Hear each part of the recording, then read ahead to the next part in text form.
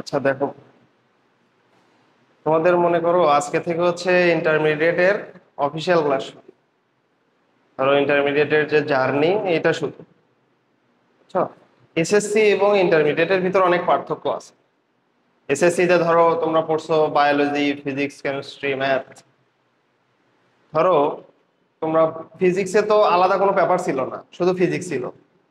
তো physics, chemistry এবং math তিনটা বইকে একত্রিত করলে ইন্টারমিডিয়েটের ফিজিক্সের দুইটা বই হবে শুধুমাত্র, তাও হবে না। বুঝছো? তার মানে অনেক পার্থক্য আছে। বুঝছো? এসএসসি তে যে পড়াশোনা করছো সেই পড়াশোনার কমপক্ষে 3 গুণ পড়াশোনা ইন্টারমিডিয়েটে আশা করতে হবে। বুঝছো? যদি এসএসসি তে প্রতিদিন 2 ঘন্টা বা 3 ঘন্টা করে পড়ো, অন্তত সেটাকে 6 ঘন্টা বা 7 ঘন্টা করতে হবে, বাড়াইতে হবে। বুঝছো? আর এইচএসসি তে মানে একাডেমিক রেজাল্টের কথা বলতেছি, দেখো একাডেমিকে এইচএসসি তে ভালো করার উপায় হচ্ছে, দেখো এইচএসসি তে প্রথম থেকেই যদি তোমরা ধরো প্রতিদিনের পড়া প্রতিদিন পড়তে পারো, এইচএসসি তে হয় কি, মানে তোমার ধরো ছেলে পেলে প্রতিদিনের পড়া প্রতিদিন পড়ে না। এই ঘোরাঘুরি, তারপরে হচ্ছে যে এখন তো উঠতেছে 27 ব্যাচকে বলা হয় উত্তেজিত 27। এর কারণ আছে, বুঝছো? এখন কোনো কিছু গায়ে লাগাচ্ছে না, উঠতেছে, মনে করো সেই ওরা উঠতেছে। দেখবা অধিকাংশ স্টুডেন্ট কলেজের ফার্স্ট সিটিতে ফেল করবে, অধিকাংশ। বিশেষ করে আইজিল হক কলেজের কথা বলি, আইজিল হক কলেজে মোটামুটি ধরাই যায় যে অনেক ভালো স্টুডেন্ট ভর্তি হয় আইজিল হক কলেজে।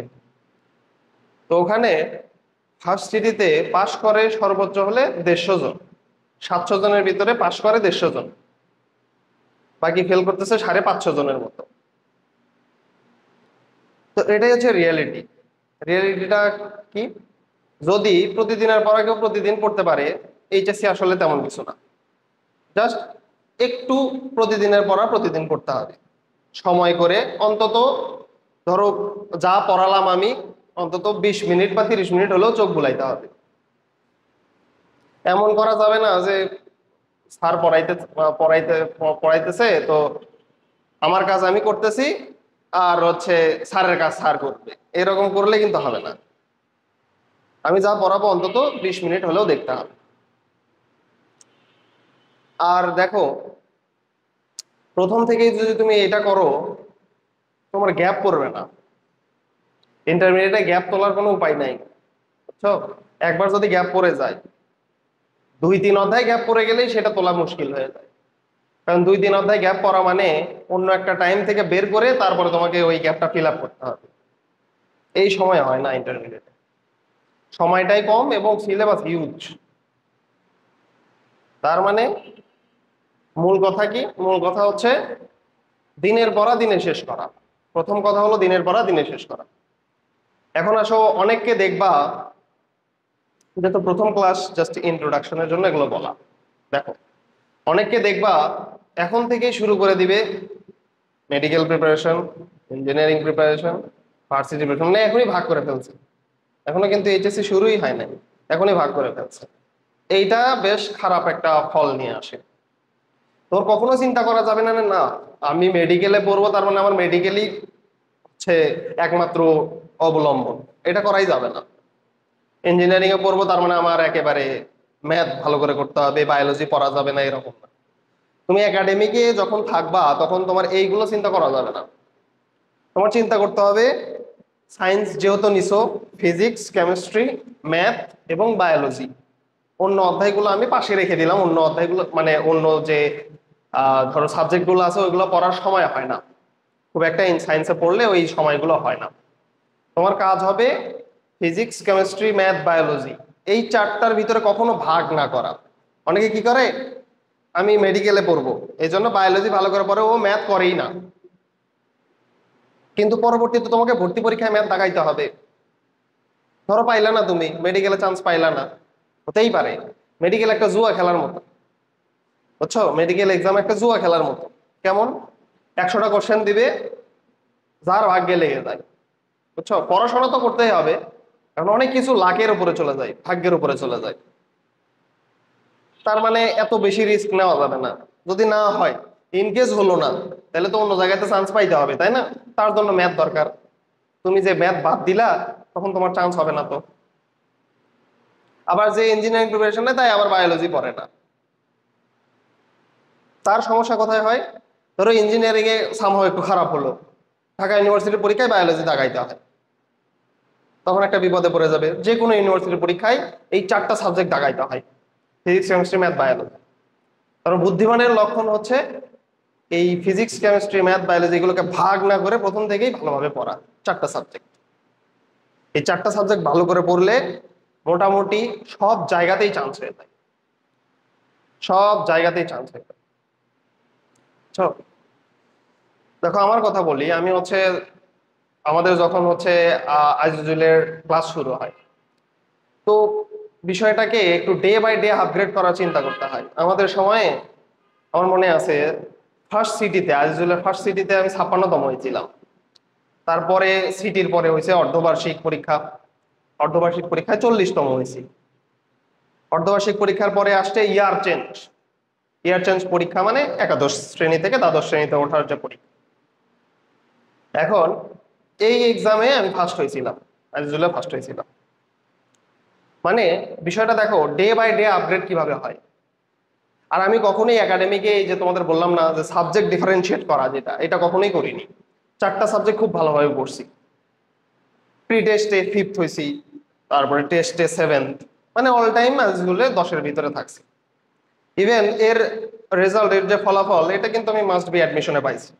প্রথম পরীক্ষা ছিল মেডিকেল, আমি মেডিকেলের কোনো প্রিপারেশনই নিছিলাম না, আমার ফুল প্রিপারেশন ছিল ইঞ্জিনিয়ারিং। প্রায় ধরো 4 মাস তো সময় থাকে, অ্যাডমিশনে 4 মাস সময় থাকে, 3 মাস 15 থেকে 20 দিনের মতো জাস্ট আমি ইঞ্জিনিয়ারিং প্রিপারেশনে নিয়েছি। শেষে জাস্ট 10 দিন আমি মেডিকেলের পড়াশোনা দেখছি। 10 দিন অনেক প্রেশার নিতে হয়েছে। 10 দিনে তাও কমপক্ষে প্রতিদিন 16 থেকে 17 ঘন্টা তো পড়াই লাগছে মাস্ট। তো এই 10 দিন প্রিপারেশন নিয়ে মেডিকেলে হয়ে গেছে। কিন্তু এমন অনেকেই আছে যারা 4 মাস প্রিপারেশন নিয়ে, অনেক ভালো প্রিপারেশন নিয়ে মেডিকেলে চান্স পায়নি, অনেকেই আছে। বুঝছো? তার মানে আসলে এটাই করা উচিত। দেখো 3 মাস, 3.5 মাস আমি ইঞ্জিনিয়ারিং প্রিপারেশন নিয়ে জাস্ট 10 দিন মেডিকেলের প্রিপারেশন নিয়ে চান্স পেয়ে গেলাম। কেন? ওটা অনেকে বলবে কেন ভাই হঠাৎ করে পেয়ে গেছেন? হঠাৎ করে কেউ চান্স পায় না। একাডেমিকটা ভালো রাখতে হয়েছে, বুঝছো? একাডেমিকটা ভালো রাখতে হয়েছে। এই যে একাডেমিকে আমি আজিজুলে সবসময় টপ করছি, 10-এর ভিতরে থাকছি, তার মানে তো সেই লেভেলের পড়াশোনাই করতে হয়েছে, তাছাড়া তো আজিজুলে টপ 10-এ থাকা যায় না। এই রিফ্লেকশনটা তুমি অ্যাডমিশনে গিয়ে পাইছো। মেডিকেল পরীক্ষা হলো, ধরলাম বললো যে ভাই আপনি হুট করে চান্স পেয়ে গেছেন। মেডিকেল ফ্র্যাটার্নিটির আরেকটা পরীক্ষা হয়, নাম হচ্ছে ডেন্টাল পরীক্ষা, যেখানে সিট থাকে 500, পরীক্ষা দেয় 90,000। 500 সিট থাকে, শুধুমাত্র 500 সিট। সেখানে আমি 403তম হয়েছিলাম, মানে রাজশাহী ডেন্টাল আসছে। তো এটাও তো এমনিতেই হয় না। তারপরে ধরো ইঞ্জিনিয়ারিং এর পরীক্ষা শুরু, ইঞ্জিনিয়ারিং এর বুয়েট প্রিলি, বুয়েট প্রিলি হলো, বুয়েট প্রিলিতে টিকলাম। দেন 1 তারিখে পরীক্ষা হয়েছিল ঢাকা ইউনিভার্সিটি, আমাদের মনে আছে ফেব্রুয়ারির 1 তারিখে ঢাকা ইউনিভার্সিটির পরীক্ষা। তো ঢাকা ইউনিভার্সিটির পরীক্ষা ধরো দিলাম, এবং সত্য কথা বলতে ওই সময়ে ধরো একটা জায়গায় চান্স পাওয়ার পরে ওই সময় কেউ মানে পড়াশোনা করার অত ইয়ে থাকে না, চান্স তো পেয়েই গেছি। আমি ধরো জাস্ট ঘুমায় ঘুমায় এক্সাম দিতে গেছি এরকম, রাতে ঘুম পারছি, সকালে গিয়ে এক্সাম দিতে গেছি, মানে কোনো বই যে দেখা এরকম কখনই প্রেশারই নেই, নাই কোনো। মানে একটা রিলিফ চলে আসে যখন একটা জায়গাতে চান্স হয়ে যাবে না, একটা ভালো রিলিফ চলে আসে, কনফিডেন্স তুঙ্গে থাকে। বুঝছো? তো ধরো ঢাকা ইউনিভার্সিটির পরীক্ষা দিলাম, তো ওখানে প্রবাবলি কত 1600তম না কত হয়েছিলাম। ওখানে তুমি যে, আমি যে কোনো সাবজেক্ট চাইলেই পেয়ে যেতাম। ধরো ফার্মেসি 1800 পর্যন্ত যায়, ঢাকা ইউনিভার্সিটির টপ সাবজেক্ট হচ্ছে ফার্মেসি। যদি তুমি 2000-এর ভিতরে থাকো, যে কোনো সাবজেক্ট তুমি চাইলেই পেয়ে যাবা মোটামুটি। তারপরে ধরো 1 তারিখে গেল, 2 তারিখে পরীক্ষা ছিল হচ্ছে চট্টগ্রাম ইউনিভার্সিটি। আমার মনে আছে আমাদের চট্টগ্রাম ইউনিভার্সিটির পরীক্ষাতে পরীক্ষা দিছিল প্রায় 1,71,000-এর মতো, 1,71,000। স্পেশাল কেন? ওখানে বাংলা ইংরেজি ছিল। বুঝছো? আমার তো প্রিপারেশন ছিল ফিজিক্স, কেমিস্ট্রি, ম্যাথ, বায়োলজির উপরে ভালো, বাট বাংলা ইংরেজি তো অত পড়ি নাই। 25 নাম্বার ছিল বাংলা ইংরেজি, 100-এর ভিতরে 25 বাংলা ইংরেজি ছিল। তো কনফিডেন্স এমন একটা জিনিস যে দেখো কনফিডেন্স দিয়ে কি করা যায়। আমি ধরো ফিজিক্স, কেমিস্ট্রি, ম্যাথ এগুলা দাগাইছি আগে, দাগানোর পরেই বাংলা ইংরেজি দাগাইতে হয়। তো তো বাংলা ইংরেজি মোটামুটি ধরো চিন্তা করছি যে দাগাই, মোটামুটি যতটুকু মনে আছে অতটুকুই দেই। তো ধরো আমি নাম্বার পাইছিলাম, আমার মনে আছে 86.25, 100-র ভিতরে 86.25 পাইছিলাম। অ্যাডমিশন এক্সামে এত নাম্বার তোলা যায় না খুব একটা, এবং আমার পজিশন আসছিল 74, বুঝছো।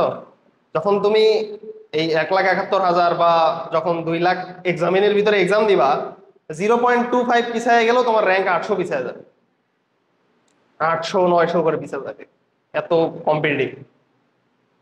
তারপরে ধরো সিকিউরিটির এক্সাম হলো, সিকিউরিটি এক্সাম মানে ইঞ্জিনিয়ারিং এক্সাম, ইঞ্জিনিয়ারিং এক্সাম দিলাম, কুয়েট সিভিল আসলো। তারপরে 5 তারিখে ছিল আমাদের রাজশাহী ইউনিভার্সিটির এক্সাম। রাজশাহী ইউনিভার্সিটির এক্সাম এইটাও আমার অনেক ভালো হয়েছিল, কারণ বই পড়া ছিল ভালো, বুঝছো। যে কোনো ইউনিভার্সিটির এক্সাম বা ইয়েতে না বই কেন্দ্রিক কোশ্চেন করে। অনেকেই আছে, অনেককেই দেখবা ইন্টারমিডিয়েট তোমরা শুরু করতেছো, তোমরা যেন ভুল না করে এই জন্য প্রথমেই বলে দেওয়া।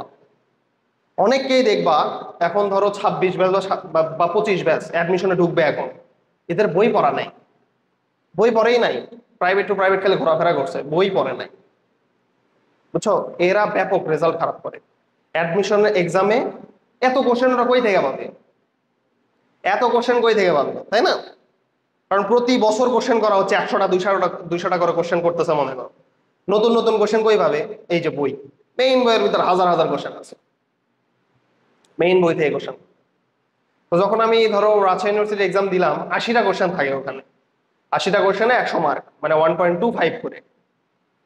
মানে আমার মনে আছে আমি 77টা অ্যান্সার দিয়েছিলাম, 77টার মধ্যে 76টা আমার ঠিক ছিল, নাম্বার পাইছিলাম হচ্ছে 88.5, বুঝছো। এবং ওই এক্সাম দেওয়ার পরে দেখো, আমি জাস্ট খালি কম্পিটিশনটা কেমন সেটা বলি। ওই এক্সাম দেওয়ার পরে তোমরা বন্দি পাঠশালার নাম শুনবা, বুঝছো। বন্দি পাঠশালার নাম শুনছো না? আমি ওখানকার এই বগুড়া রিপ্রেজেন্টেটর, বুঝছো, এবং ইনস্ট্রাক্টর, ডিরেক্ট ইনস্ট্রাক্টর। তো বন্দি পাঠশালার কাব্য ভাইকে চিনবা, কাব্য ভাই, তারপরে হচ্ছে ইয়াসিন মামুন ভাই। তো কাব্য ভাই এরকম, ওনার সাথে তো আমরা অনেক আগে থেকেই খুব ভালো পরিচয়। যখন আমি ইন্টারমিডিয়েটে যখন আজিজুল্লাহ ফার্স্ট হয়েছিলাম, তখনই উনি আমার বাসায় গেছিল, এবং যখনই আসে আমার সাথে দেখা করে, এবং ধরো বাসায় যাই আমরা একসাথে। উনি ফোন দিছে, ফোন দিয়ে বললো যে কি খবর তোমার, রাজশাহী ইউনিভার্সিটি এক্সাম কেমন হলো? তখন আমি বলছিলাম যে ভাই ইনশাল্লাহ ফার্স্ট হবো, কারণ যে রকম এক্সাম দিছি ফার্স্ট হওয়ারই কথা, জাস্ট 3টা ভুল করছি, এরকম এক্সাম তো অন্য কেউ দেওয়ার কথা না। তো দেখো, যে ফার্স্ট হয়েছিল তার নাম্বার ছিল 90, আমার নাম্বার ছিল 88.5, মানে জাস্ট একটা কোশ্চেন ও আমার থেকে বেশি ঠিক করছিল, কথা কি বুঝছো? আর এর ভিতরে কতজন ঢুকে গেছে দেখছো? 26 জন, আমার র্যাঙ্ক ছিল 27। কতটা কম্পিটিশন, 26 জন ঢুকে পড়ছে 1.5 এর ভিতরে, এতটা কম্পিটিশন। এই কম্পিটিশন নিয়ে টিকা থাকতে হয়। বুয়েট রিটেন দিলাম, বুয়েট রিটেনে তোমার ধরো বুয়েট রিটেন যেটা হয়েছে আমাদের, বুয়েটের কোশ্চেন তুলনামূলক ধরো অন্যবারের চেয়ে সহজ ছিল। আর কোশ্চেন যখন সহজ হবে তখন বুঝবা যে সিম্পল জিনিস ভুল করলে তোমার চান্স হবে না, খুব মুশকিল, বুঝছো। আমাদের সময় কোশ্চেন সহজ করে একটু প্যারায় পড়ে গেছিলাম, র্যাঙ্ক আসছিল 1773 র্যাঙ্ক আসছিল, শেষ পর্যন্ত হয়তো আইপিএ আসতো। তো তোমার মনে করো যখন দেখবা যে কোশ্চেন সহজ, তখনই বুঝবা যে তোমার নাম্বার তুলতে হবে বেশি, ভুল করলে, ছোটখাটো ভুল করলে চান্স হবে না। আর যখন কোশ্চেন কঠিন, কোশ্চেন যখন কঠিন হবে তখন মোটামুটি কিছু ভুল করলেও সমস্যা হয় না, বুঝছো। যেমন একটা এক্সাম্পল দিই, বুয়েটের প্রিলি যেটা হয়, প্রিলি 2টা শিফটে হয়, একটা সকালের শিফট, একটা বিকেলের শিফট। সকালের শিফটে কোশ্চেন খুব সহজ হয়, বিকালের শিফটে কোশ্চেন খুব কঠিন হয়। তো আমরা পরীক্ষা দিয়েছিলাম সকালের শিফট, যখনই দেখছি কোশ্চেন সহজ তখনই তো টেনশন মাথায় চলে আসছে, নাম্বার তুলতে হবে অনেক। কোশ্চেন সহজ দেখা মাত্রই বুঝবা নাম্বার অনেক তুলতে হবে, 100-র ভিতরে কমপক্ষে 70+ তুলতে হবে।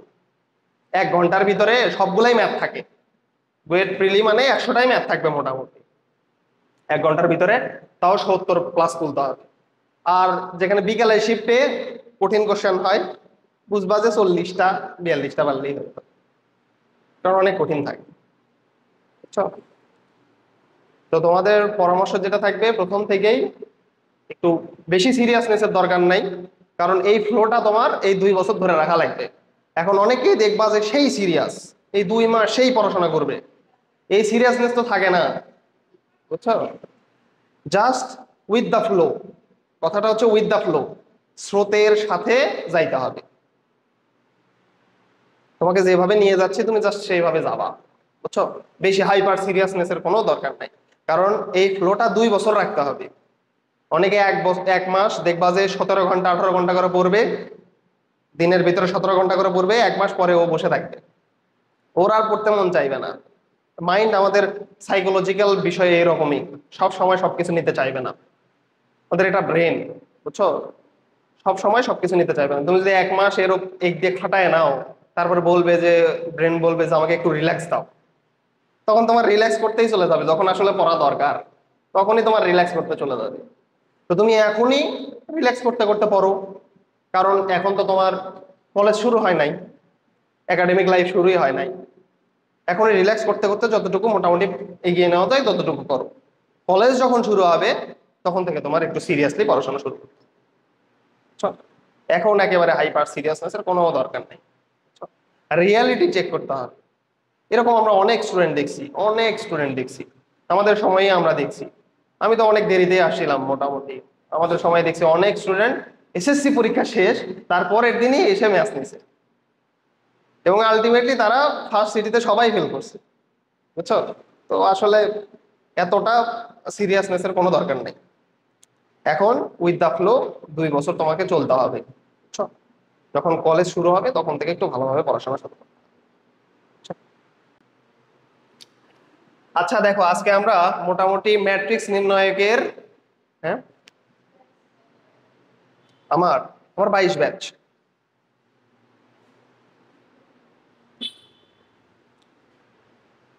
এসএসসি না এইচএসসি বললাম? এসএসসি, এসএসসি তাহলে 20 ব্যাচ। এইচএসসি তো, এইচএসসি হচ্ছে 22 ব্যাচ। আচ্ছা, ও আচ্ছা আচ্ছা, বুঝতে পারছি। আচ্ছা দেখো, তাহলে আমরা হচ্ছে আজকে ম্যাট্রিক্স নির্ণায়কের জাস্ট একটা ওভারভিউ দিব, বুঝছো? ম্যাট্রিক্স নির্ণায়ক আজকে প্রথমে শুরু করব। এগুলা হচ্ছে তোমার যদি একটু প্রবলেম হয়, তুমি আমার এই যে ভিডিও করা থাকতেছে এগুলো ইউটিউব চ্যানেলে ছাড়া হয়, বুঝছো? ইউটিউব থেকে তখন দেখে নিতে পারবা, কোনো সমস্যা নেই। আচ্ছা চলো শুরু করা যাক। দেখো, এই ম্যাট্রিক্স শব্দটা সর্বপ্রথম, এগুলো তুলবা, যে যে সিলভিস্টার সর্বপ্রথম এই ম্যাট্রিক্স শব্দটা যে যে সিলভিস্টার উচ্চারণ করেন, শব্দটি উচ্চারণ করেন।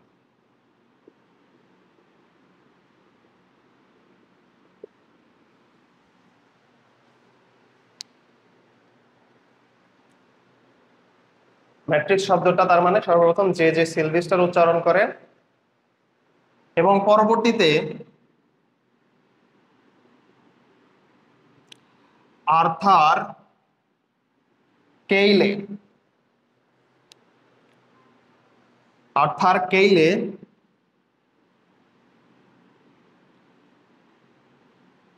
ম্যাট্রিক্সকে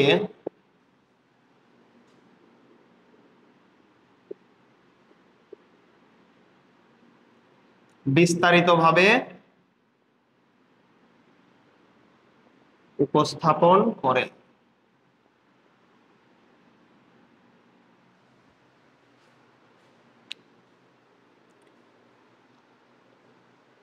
সিলভিস্টার শব্দটি উচ্চারণ করেন, আর্থার কেইলে ম্যাট্রিক্সকে বিস্তারিতভাবে উপস্থাপন করেন।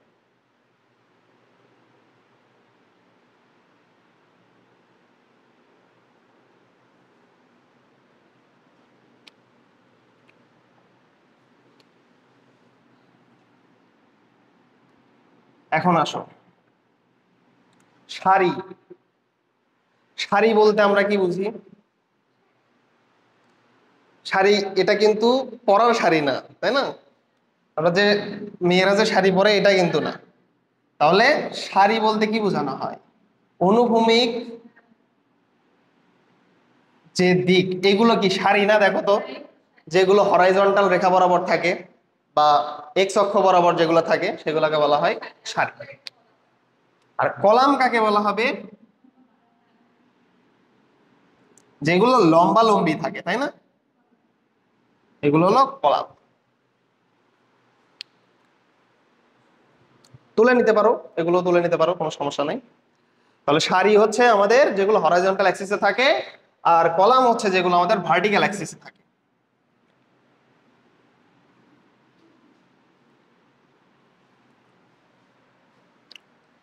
এখন আসো, এই ম্যাট্রিক্স আসলে আমরা কাকে বলতেছি?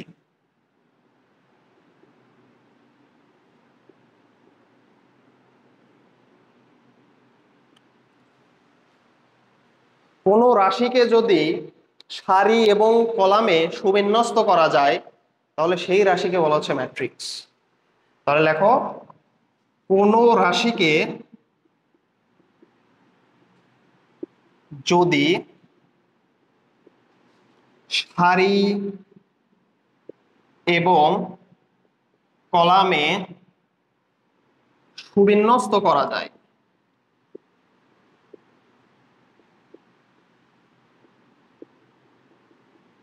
সুবিন্যস্ত করা যায় তাহলে তাকে ম্যাট্রিক্স বলে।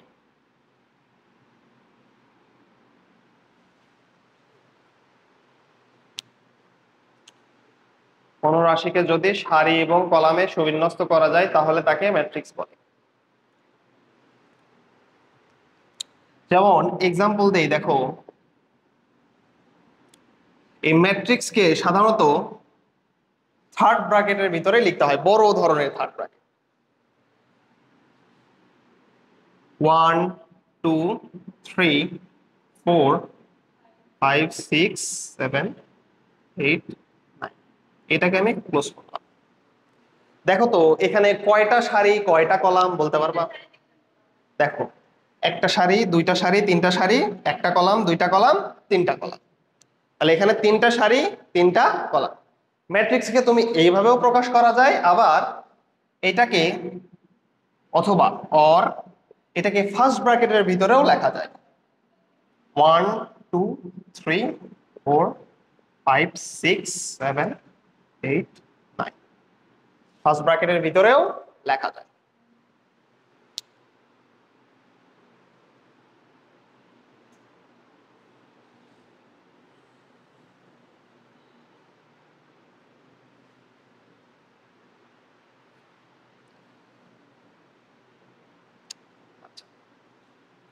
এখন এই ম্যাট্রিক্সটা দেখে তুমি কিন্তু বুঝতে পারতেছো যে এখানে তিনটা সারি এবং তিনটা কলাম আছে।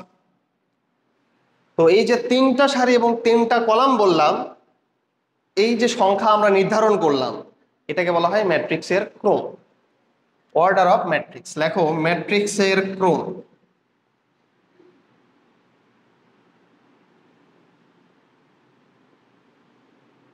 বা অর্ডার অফ ম্যাট্রিক্স।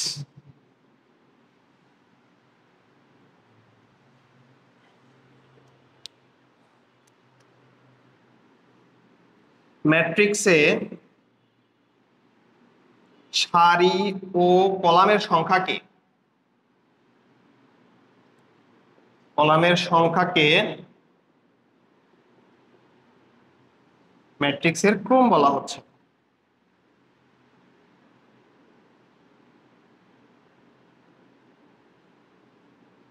ম্যাট্রিক্সের ক্রম বলা। তাহলে একে কিভাবে প্রকাশ করা হবে? একে এম, এই যে দেখো গুণ দিলাম, এটা কিন্তু গুণ না, এটা বলতে হয় বাই। এটাকে বলতে হয় বাই। তাহলে একে এম বাই এন দ্বারা প্রকাশ করতে হয়, এম বাই এন দ্বারা প্রকাশ করতে হয়, যেখানে এম হলো সারির সংখ্যা, এন হলো কলামের সংখ্যা প্রকাশ করা হয়। যেখানে এম হলো সারির সংখ্যা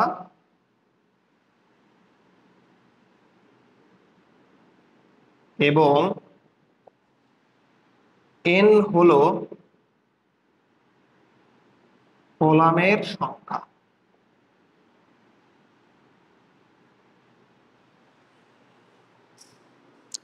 এম হলো সারির সংখ্যা, এন হলো কলামের সংখ্যা। এখন এরপরে লিখবা এক্সাম্পল,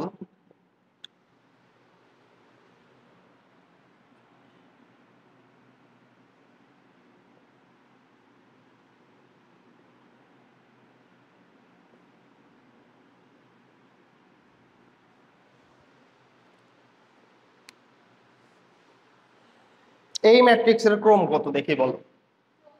এই ম্যাট্রিক্সের ক্রম কত?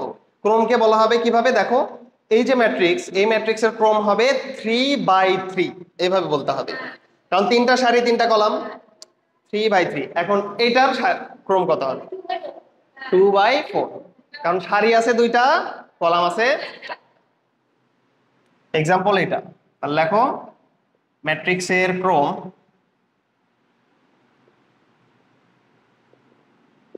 এই ম্যাট্রিক্সের ক্রম কত তাহলে? 2/4, এইভাবে লিখতে হবে, 2/4।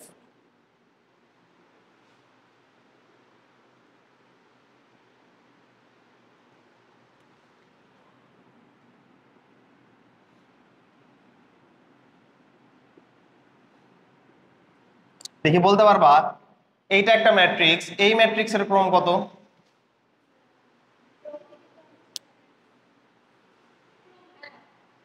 দেখি বলো। ক্রম কি এক হয়? ক্রম তো এক হয় না, ক্রম হয় সারি এবং কলামের সমন্বয়। এখানে কয়টা সারি? একটা সারি। হ্যাঁ, এই যে দেখো, সারি বলছিলাম আমি হরাইজন্টাল অ্যাক্সিস বরাবর, এখানে এইটা একটা সারি, এইটা একটা সারি, এইটা একটা সারি, আর কলাম কয়টা? সারি তিনটা এবং কলাম একটা। তাহলে লেখো এই ম্যাট্রিক্সের,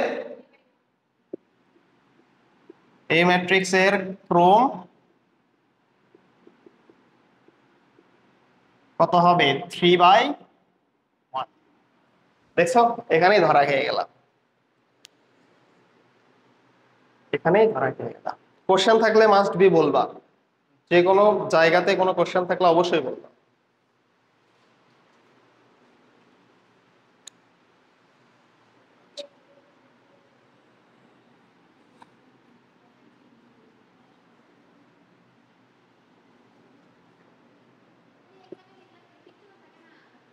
এগুলো এমসিকিউতে থাকে, এগুলো এমসিকিউতে থাকে। আচ্ছা, এখন আসো আরেকটা এক্সাম্পল।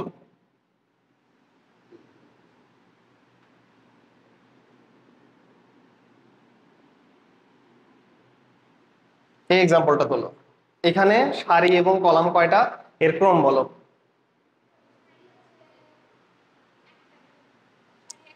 কলাম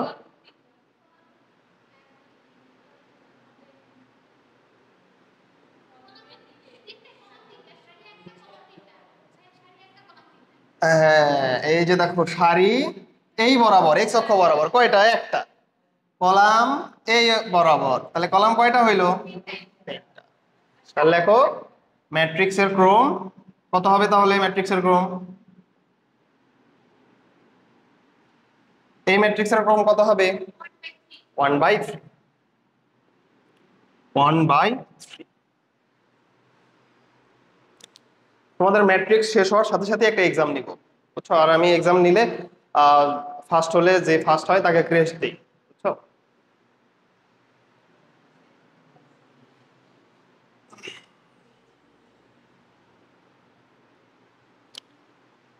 তাহলে এই ম্যাট্রিক্সের ক্রম হলো 1/3। তাহলে আশা করি ম্যাট্রিক্সের ক্রমে আর কোনো সমস্যা নাই।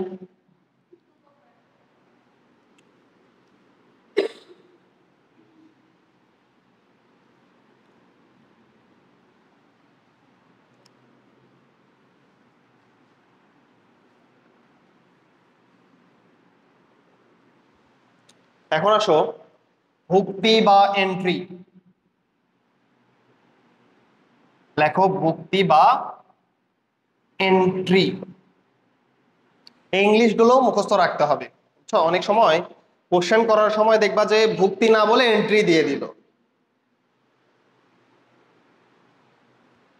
তুমি জানো ভুক্তি কি, বাট এন্ট্রি দেওয়ার কারণে দেখবা যে পারলা না, তাহলে খারাপ লাগবে না? অতএব বাংলা টার্মিনোলজির সাথে ইংলিশ টার্মিনোলজিও মাস্ট জানা থাকা লাগবে। তাহলে দেখো ভুক্তি বা এন্ট্রি। ম্যাট্রিক্সের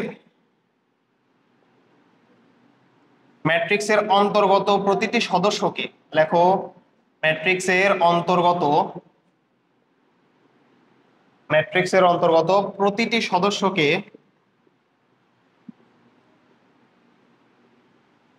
ম্যাট্রিক্সের অন্তর্গত প্রতিটি সদস্যকে ভুক্তি বা এন্ট্রি বলে। ম্যাট্রিক্সের অন্তর্গত প্রতিটি সদস্যকে ভুক্তি বা এন্ট্রি বলে।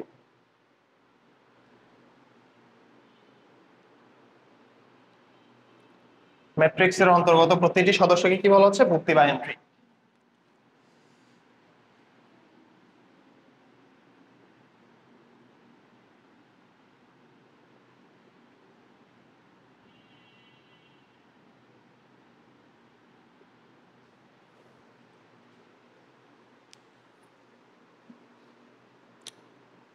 আচ্ছা,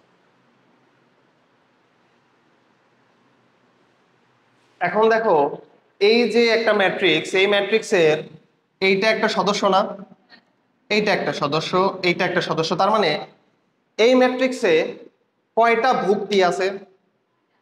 9টা না? কারণ এখানে সদস্য মোট কয়টা? 9টা। তার মানে এই ম্যাট্রিক্সে ভুক্তির সংখ্যা কয়টা? 9টা। এখন ধরো সাপোজ আমি এই 5 সংখ্যাটাকে আমি প্রকাশ করতে চাচ্ছি, এইটাকে দেখাতে চাচ্ছি যে এই ম্যাট্রিক্সের ভিতরে আমি 5 না বলে, ধরো এই ম্যাট্রিক্সের ভিতরে এই 5 সংখ্যাটা দেখো মিডলে আছে, তাই না? এখন আমি বলবো না যে 5 সংখ্যাটা এই ম্যাট্রিক্সের ভিতরে আছে, এইভাবে বলবো না, অন্যভাবে আমি এটাকে প্রকাশ করব। তাহলে সেটাকে কিভাবে প্রকাশ করা যায়? দেখো, ভুক্তিকে এ আই জে দ্বারা প্রকাশ করা যায়। প্রকাশ করা যায়। লেখো, ভুক্তিকে এ, নিচে হচ্ছে আই, তার সাথে জে। না না, এভাবে দেখো, এ না, আই জে। ভুক্তিকে এ আই জে দ্বারা প্রকাশ করা হয়।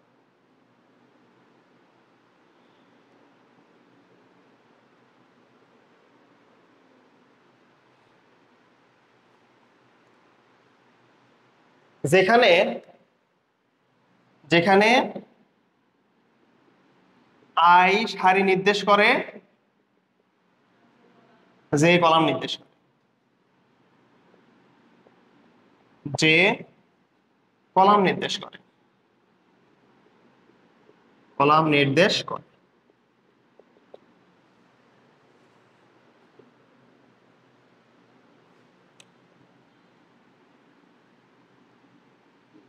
দেখো, আমি লিখলাম এ টু টু। টু মানে কি? সারি। সারি নাম্বার 2 কোনটা? এটা 1, এটা 2, তার মানে এই সারি, আমি এই সারিকে বুঝাচ্ছি, এই সারিকে। আচ্ছা, এখন বলা হচ্ছে কলাম নাম্বার 2, তার মানে আমি কোনটাকে বুঝাচ্ছি? এইটাকে। দেখো তো, তার মানে কোন সংখ্যাটাকে এটা স্পেসিফাই করে দিছে? 5 কি, দেখছো? তার মানে 5 না বলেও আমি এটাকে নির্দেশ করতে পারতেছি না। আচ্ছা, এখন তুমি আমাকে বলো তো, এ 2 3 এটা কত হবে? একটু দেখো, A 2 3 চিন্তা করে বলো, সমস্যা নাই।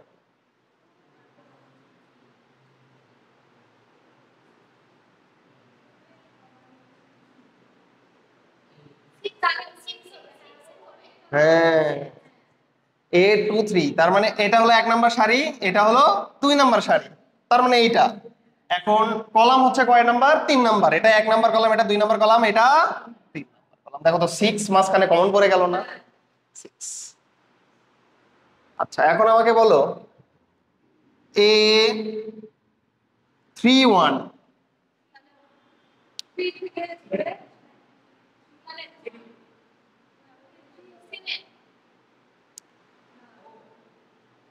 একটু ভালোভাবে খেয়াল করবা। 3 এবং 1, তার মানে সারি নাম্বার কত? 3 না? সারি নাম্বার 3। এটা 1 নাম্বার সারি, এটা 2 নাম্বার সারি, এটা হলো 3 নাম্বার সারি। তাহলে এইটা হলো 3 নাম্বার সারি, কলাম নাম্বার 1। কমন পড়ে যায় কোনটা? 7। অ্যান্সার হবে 7। আচ্ছা, আরেকটা বলি, দেখি পারো কিনা। 8 2 1, এটা বলো। 4 4 না? এই যে 1 2 আবার এইটা, তার মানে 4, দেখো কমন পড়ে যাচ্ছে। এটা ক্লিয়ার? এখন তো ক্লিয়ার থাকতে হবে।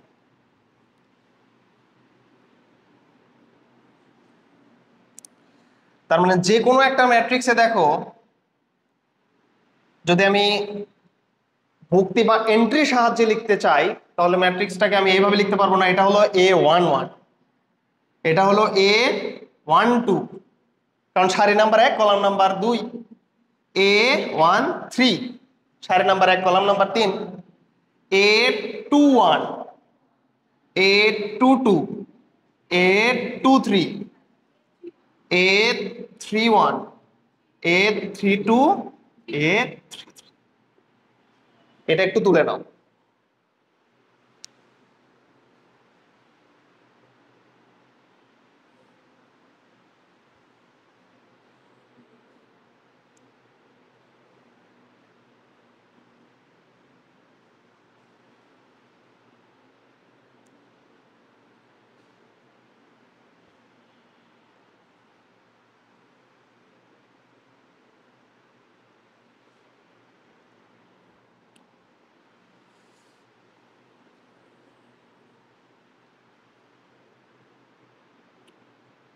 এটা ক্লিয়ার? এখন লেখো, টাইটেল দাও বিভিন্ন প্রকার ম্যাট্রিক্স। বিভিন্ন প্রকার ম্যাট্রিক্স।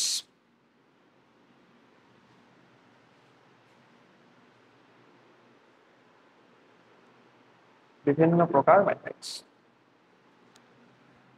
প্রথমে আসতেছে সারি ম্যাট্রিক্স। নাম দেখেই মনে থাকবে এটা এবং মনে রাখতে পারো। সারি ম্যাট্রিক্স, যে ম্যাট্রিক্সে শুধুমাত্র একটাই সারি আছে তাকে বলা হবে সারি ম্যাট্রিক্স। যে ম্যাট্রিক্সে একটি সারি বিদ্যমান, একটি সারি বিদ্যমান, তাকে সারি ম্যাট্রিক্স বলে।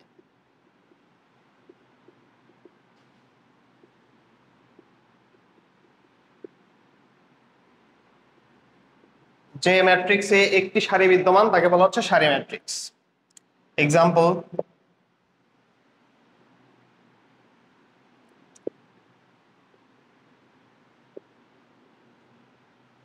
দেখো তো এখানে কয়টা সারি?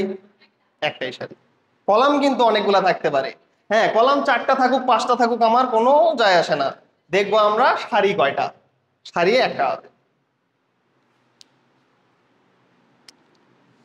তারপরে আসো কলাম ম্যাট্রিক্স।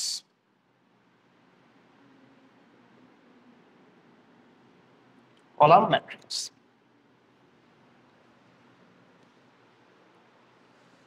যে ম্যাট্রিক্সের কলাম একটি, যে ম্যাট্রিক্সের কলাম একটি, তাকে কলাম ম্যাট্রিক্স বলে। কলাম ম্যাট্রিক্স বলো। তোমরা কোন ক্যালকুলেটর ইউজ করো? 100 ms এরটা? ইএস। আচ্ছা ওইটা হলেও চলে। 990 এখন তোমার ধরো 991 ইএস প্লাস, অথবা সবচেয়ে ভালো যেটা সেটা হলো 991 ইএক্স। ওইটা পাওয়া যায় না, বাজারে পাওয়া যায় না। সিডাব্লিউ পাওয়া যায়, সিডাব্লিউর ফাংশনটা হার্ড, বুঝছো? সিডাব্লিউ একটু মানে ইন্টারনাল ফাংশন বেশি, বুঝছো? ক্যালকুলেটরের কাজ তুমি ইন্টারমিডিয়েটে চিন্তাই করতে পারবে না। জাস্ট এই ম্যাথ পরীক্ষা, তোমাদের যে ম্যাথ পরীক্ষাটা হয়, কেউ যদি ক্যালকুলেটরের ভালো ইউসেজ জানে, সে 25টার ভিতরে 25টা এমসিকিউ এর ভিতরে 16-17টা জাস্ট ক্যালকুলেটর দিয়ে করতে পারবে, বসে বসে ক্যালকুলেটর চালাবে। অনেক স্টুডেন্টকে দেখবা তোমরা করতে করতে খাটাখাটি করতে করতে অবস্থা খারাপ, ও দেখবে যে ক্যালকুলেটর চালাচ্ছে, মনে হয় মোবাইল চালাচ্ছে এইভাবে, বুঝছো? তার মানে ক্যালকুলেটরটাকে ওই অবস্থায় নিয়ে যাইতে হবে। সব টুল শিখাবো আমি, ক্যালকুলেটর হ্যাক শিখাবো। কাহিনী হচ্ছে তোমাদের ক্যালকুলেটরটা কেনা থাকা লাগবে 991 অথবা ইএস প্লাস, অথবা 991 991 সিডাব্লিউটা একটু কঠিন, যদি পারো সামহাও বড় ভাই বড় আপু এনাদের থেকে 991 যদি ম্যানেজ করতে পারো সবচেয়ে ভালো। এমন একটা ক্যালকুলেটর যেটা এখন বাজারে অ্যাভেলেবেল নাই, ওইটা কেনার জন্য 10,000 টাকা খরচও করতে মানুষ রাজি। একটা ক্যালকুলেটর এখন 6-7 হাজার টাকাতে বিক্রি হয়, ওই 991 বুঝছো? এত ফাস্ট ক্যালকুলেটর। দেখো যে ম্যাট্রিক্সের কলাম একটি তাকে কলাম ম্যাট্রিক্স বলে। এক্সাম্পল 1 3 5। কলাম একটাই থাকবে, সারি 5টা 6টা যে কোনোটাই থাকতে পারে, কোনো সমস্যা নেই। তাহলে এটাকে আমরা বলতেছি কলাম ম্যাট্রিক্স। তোলা হয়েছে তো এটা। এখন লেখো আয়তাকার ম্যাট্রিক্স। আয়তাকার ম্যাট্রিক্স।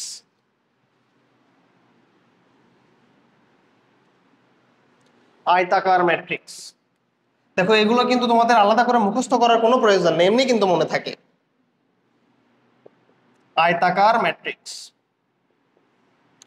আয়তের একটি বৈশিষ্ট্য আছে, দেখি বলো তো। আয়তের কয়েকটা বৈশিষ্ট্য বলো। হ্যাঁ আয়ত। হ্যাঁ দৈর্ঘ্য প্রস্থ কি সমান হয় আয়তের? দৈর্ঘ্য বেশি হয়, প্রস্থ কম হয়, মানে হচ্ছে দৈর্ঘ্য এবং প্রস্থ অসমান। আয়তের ক্ষেত্রে কি হয়, ধরো সারি এবং কলাম অসমান হবে, এটা বললেই হয়ে যাবে। সারি 3টা কলাম 3টা এরকম থাকবে না। সারি যদি 3টা থাকে কলাম হয়তো 2টা থাকলো, এইভাবে, বুঝছো? তাহলে লেখো যে ম্যাট্রিক্সের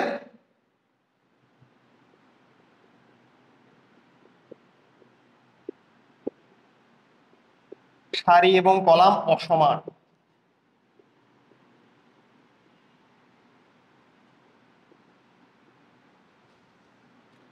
তাকে আয়তাকার ম্যাট্রিক্স বলে।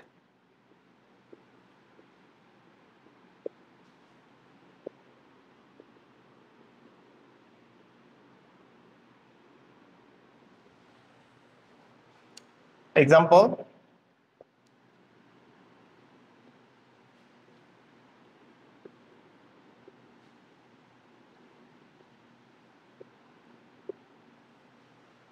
দেখো তো এখানে সারি কয়টা, কলাম কয়টা? 4টা। সমান কি সারি এবং কলামের সংখ্যা কি সমান? না। তার মানে এটা হবে আয়তাকার ম্যাট্রিক্স। আয়তাকার ম্যাট্রিক্সের ইংলিশ কি হবে? Rectangular matrix. Rectangular matrix.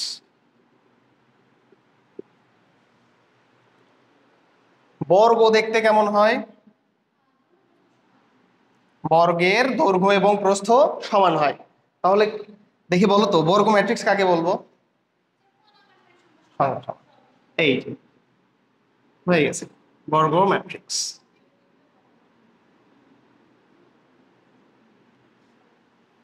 যে ম্যাট্রিক্সের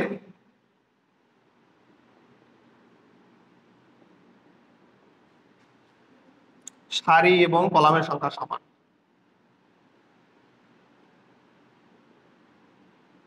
সংখ্যা সমান। তাকে বর্গ ম্যাট্রিক্স বলে। বর্গ ম্যাট্রিক্স বলে,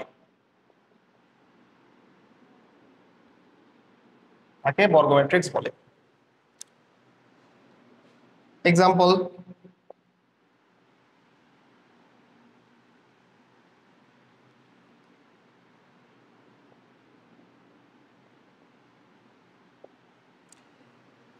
দেখো তো এই ম্যাট্রিক্সটা কোন ধরনের ম্যাট্রিক্স হবে? দুইটা সারি এবং দুইটা কলাম, তার মানে এটা হবে একটা বর্গ ম্যাট্রিক্স। বর্গ ম্যাট্রিক্স যে শুধু 3x3 হবে এমন কোনো কথা নাই। হ্যাঁ, 4x4 হতে পারে, 5x5 হতে পারে, 6x6 হতে পারে, দুইটা সমান হতে হবে জাস্ট, এটা হলো কন্ডিশন। হ্যাঁ, কোনো সমস্যা নাই, একটা বেশি হলে আরেকটা কম।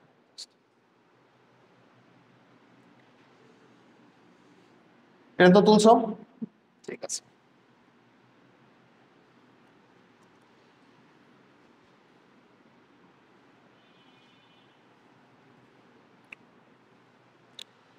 লেখো trace of matrix.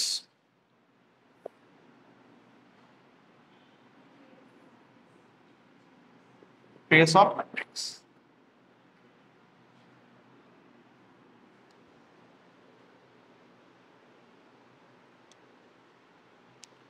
Trace of matrix এটা কার বৈশিষ্ট্য? এটা হলো বর্গ ম্যাট্রিক্স বা স্কোয়ার ম্যাট্রিক্সের বৈশিষ্ট্য। স্কোয়ার ম্যাট্রিক্স এর ক্ষেত্রে পসিবল, তাহলে এটা লিখে রাখো, স্কোয়ার ম্যাট্রিক্স এর ক্ষেত্রে পসিবল। যেগুলো বর্গ ম্যাট্রিক্স সেটার ক্ষেত্রে পসিবল।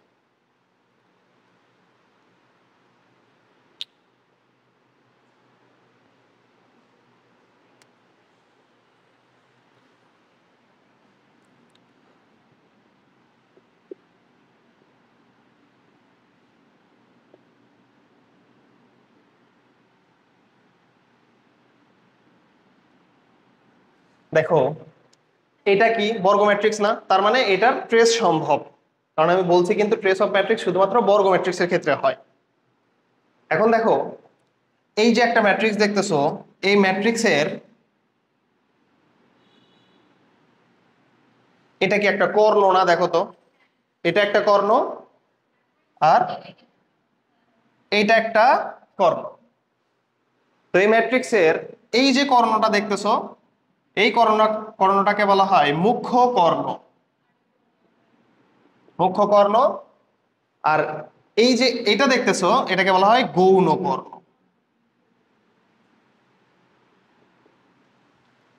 একটু লিখে নাও এভাবে, একটা হলো মুখ্য কর্ণ আর একটা হলো গৌণ কর্ণ।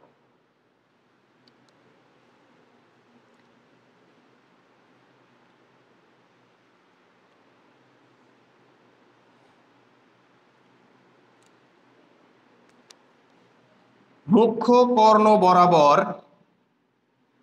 মুখ্য কর্ণ বরাবর ভুক্তিসমূহের যোগফলকে বলা হয় ম্যাট্রিক্সের ট্রেস। তাহলে আমাকে বলো তো এই ম্যাট্রিক্সের ট্রেস কত হবে? মুখ্য কর্ণ বরাবর ভুক্তিসমূহের যোগফলকে, ভুক্তিসমূহের যোগফলকে ম্যাট্রিক্সের ট্রেস বলে। ম্যাট্রিক্সের ট্রেস বলে।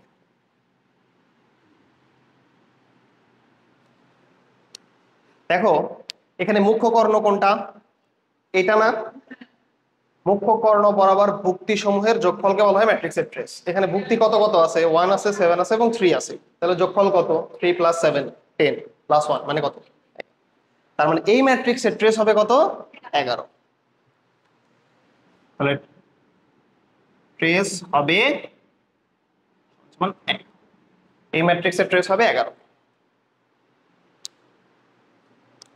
উক্ত ম্যাট্রিক্সের ট্রেস কত তাহলে? 11। এখন দেখো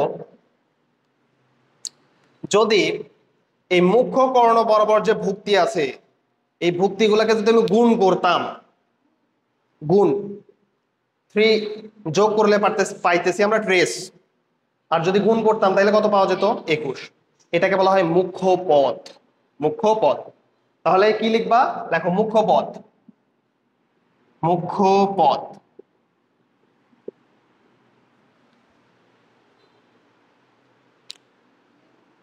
লেখো মুখ্য পদ হবে মুখ্য কর্ণ বরাবর ভুক্তিসমূহের গুণফলকে মুখ্য পদ বলে। গৌণ পদ কাকে বলা হবে দেখি বলতে পারবা? গৌণ কর্ণ বরাবর ভুক্তিসমূহের গুণফলকে গৌণ পদ বলে। তাহলে গৌণ পদ কত হবে? 5 7 35 গুণ 8। আচ্ছা, এটা একটু লিখে নাও। মুখ্য পদ হচ্ছে মুখ্য কর্ণ বরাবর ভুক্তিসমূহের গুণফলকে মুখ্য পদ বলে, আর গৌণ কর্ণ বরাবর ভুক্তিসমূহের গুণফলকে গৌণ পদ বলে।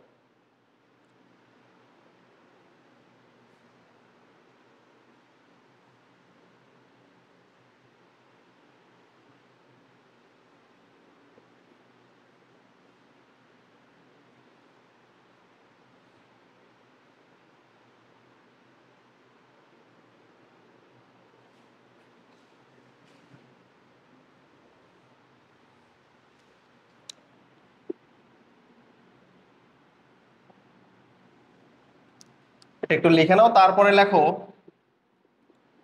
ম্যাট্রিক্সের ট্রেস এর কিছু বৈশিষ্ট্য।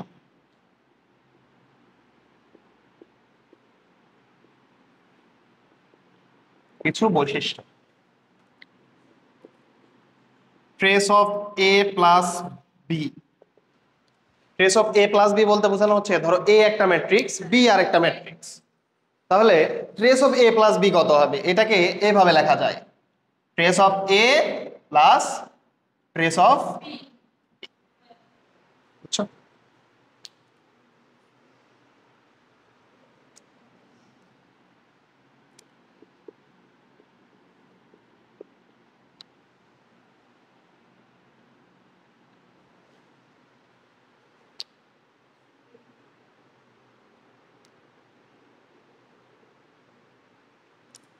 ধরো এইভাবে আছে ট্রেস অফ 3a, তাহলে তুমি এটাকে লিখতে পারবা 3 ট্রেস অফ এ, এভাবে লিখতে পারবা।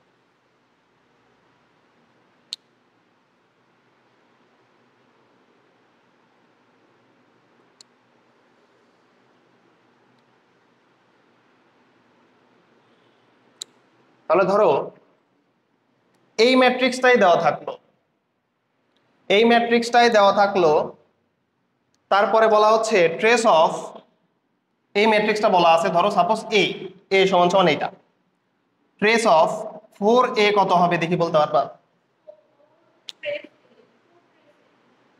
4 ট্রেস এ, অ্যান্সারটা কত হবে তাহলে? ট্রেস এ এর মান হলো 11, 4 ট্রেস এ তার মানে 4 ইন্টু 11, তার মানে কত? 44। এবার বুঝছো? এটা হলো বিষয়। তাহলে হ্যাঁ, এই ট্রেসের মান কত? 11। তাহলে আমি বলতেছি ট্রেস অফ 4a, তাহলে কত হবে? এটাকে লেখা যায় 4 ট্রেস অফ a। এখন 4 trace of a, trace of a এর মান কত ছিল? 11, তার মানে কত হবে অ্যান্সার? 44। আচ্ছা, এই কোশ্চেনটা সাধারণত মানে একটু স্টুডেন্টদের যাচাই করার জন্য দেয়, বেশি কলেজে পাবা না, বাট এটা স্টুডেন্টদের যাচাই করার জন্য দিলে হয়তো তোমরাই পারবা, অন্যরা পারবে না, এরকম। তাহলে এটা একটু লিখে নাও।